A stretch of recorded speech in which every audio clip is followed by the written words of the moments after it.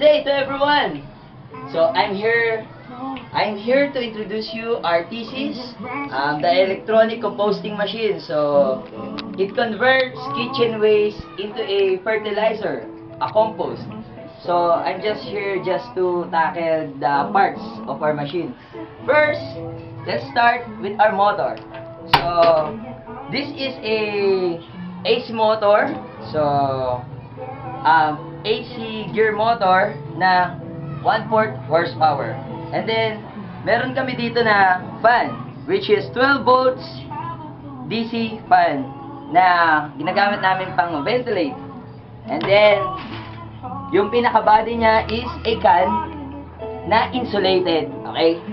Then, sa loob, meron kaming heater. So, yung heater na yan, kasama yan sa proseso ng pagko-compose namin. And then, yung sa loob, yun yung spike, which is tagahalo ng mga kitchen waste namin. So, basically, those are the parts of our machine.